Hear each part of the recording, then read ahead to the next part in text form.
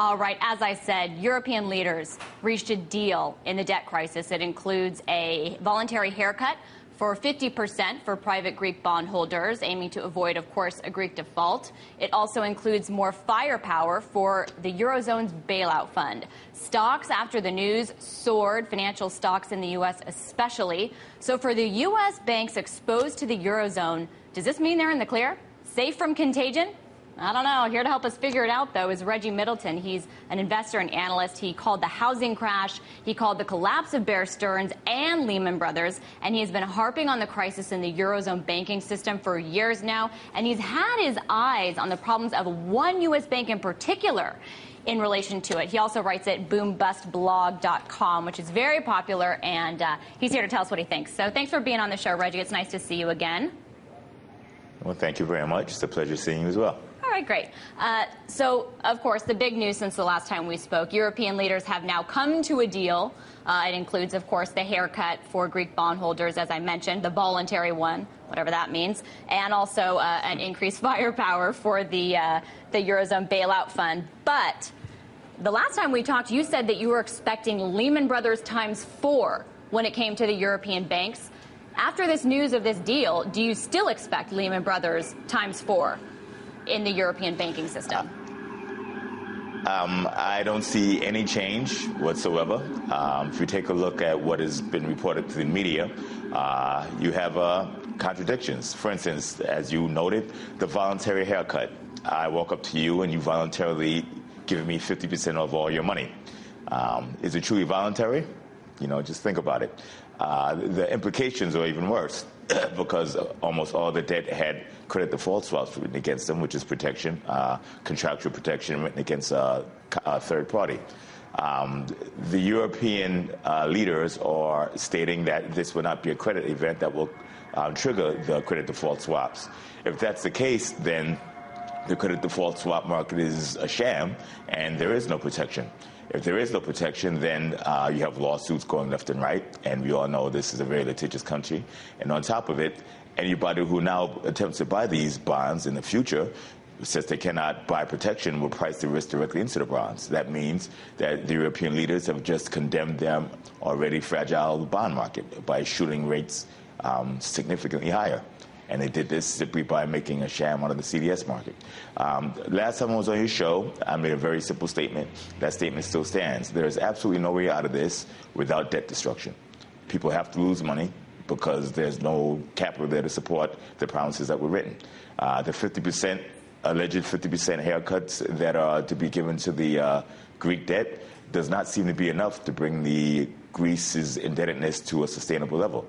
Right, and of course, they were pushing for the 75% at one point. It sounded like the IMF wanted for haircuts. Now, you talked about the CDS and everything that this brings up in relations to all of these credit default swaps. But one of the things we talked about, too, last time was you said that one of the problems for U.S. banks is that they wrote a vast majority of the credit default swaps against European sovereign debt. So today, of course, we're seeing bank stocks for the U.S. soar. Does this mean they're in the clear now? Well, not that I see. The ISDA, the International Swap Dealer Association, I think that's what ISDA stands for, and the Europeans, the spokespersons for the European leaders said that they don't feel this would be a credit event. I don't think any of them have any say-so in it because most of these credit default swaps are bilaterally negotiated between two private parties. I make a deal with you that says that you will pay if XYZ happens, and you make a deal with me that says you will not pay if BCD happens. We don't negotiate this with ISDA or the European leaders. We negotiate between ourselves. If there's an event, the event is governed by the contract. ISDA puts out templates, industry accepted templates, but those templates are often customized. So as to whether it be a credit event or not, I don't see where they have any specific say-so. But even if they did, litigation is going to come no matter what. If I were to purchase a bond from someone else and then purchase a credit default swap from you and pay you money for it, expecting to be made whole if there's a significant default, and there's a significant default and I'm not made whole, I have a beef with you. It's just that simple, and it'll end up in court. Just that simple. You have a beef, and that litigation is the big wild card, it sounds like. I want to bring in our producer, Dimitri Kofinas, because I think he wants to ask you a question about this. Dimitri, are you Are you here? Yeah. Hey, Reggie. So when you're talking about litigation, two questions. One, what does that do for the CDS market itself? Do people start dumping CDS because they become effectively worthless, or do they hold on to them thinking that they can get somewhere? And also, what does that do, in your view, for the bond market, for bonds that a lot of people hold that are insured with credit default swaps? Do we see more failed auctions? Do we see selling in this market because investors can't hedge those positions, so they just sell them outright? Yeah, well, yeah, it's a two-pronged question. The CDS market, I'm not a CDS trader, but I am very good at valuation, and there's always a common sense issue.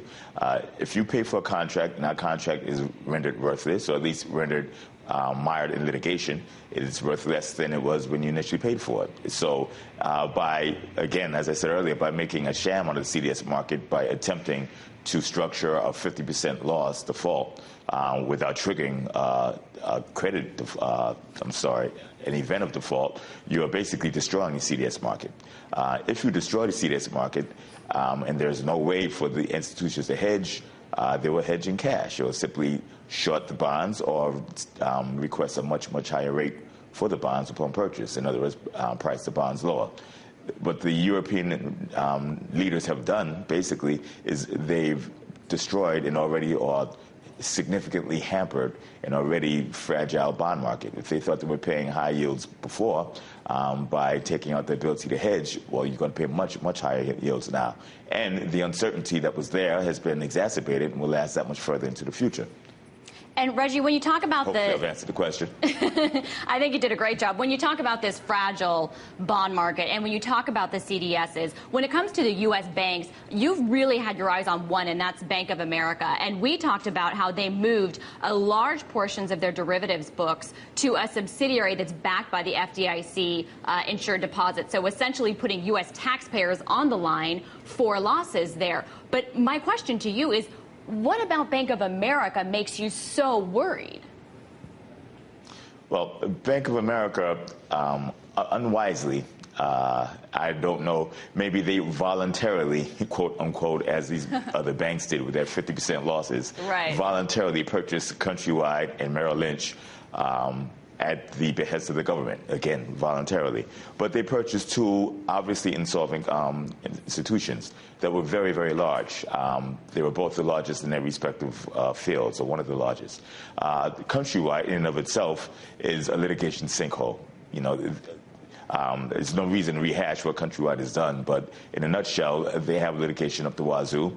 On top of the litigation, from a fundamental perspective, they're mired in assets that are depreciating exponentially. And even if they attempt to reclaim for recovery, it's almost difficult to get a recovery. They've written bad mortgages, adjustable rate ARMs, negative amortizing mortgages on overpriced property at the top of a bubble. Okay, that is dropped. They attempt to foreclose on certain properties. In 2008, I ran a study and I found that the Bank of America, Countrywide's REO portfolio was about the same as its market cap. Wow. That means that if you can wipe all of its mortgage problems away, if it wasn't a mortgage company anymore, you just took every mortgage problem away, they'd still probably be borderline insolvent. Wow. It also means that they're essentially a distressed real estate company versus a bank. You add that on top of the depreciating mortgage assets, which is significant, throw the litigation on top of that, and then you see where Bank of America paid less than zero for Countrywide. And then in other words, it was a negative purchase. Right. And there's so much I want to get into you there because this ties in with the whole mortgage market. And I want to go in more in depth. So I want to come back to you in a couple minutes if you can just hold tight. We're going to go to a break. I also want to show for our viewers' perspective because the derivatives of Bank of America tie into this. And we spoke a little bit about them and the transfer that they made. I just want to show our viewers what Bank of America's, what the holding company's derivatives are as of June, if we could bring that up. Because they were $75 trillion. And you can see that when you compare that to global GDP, U.S. GDP, EU GDP, China GDP, I mean, putting that in perspective, that is just a ton of money. So, Reggie, I want to get back to you in just 1 second if you can hold tight, and we'll be right back with you.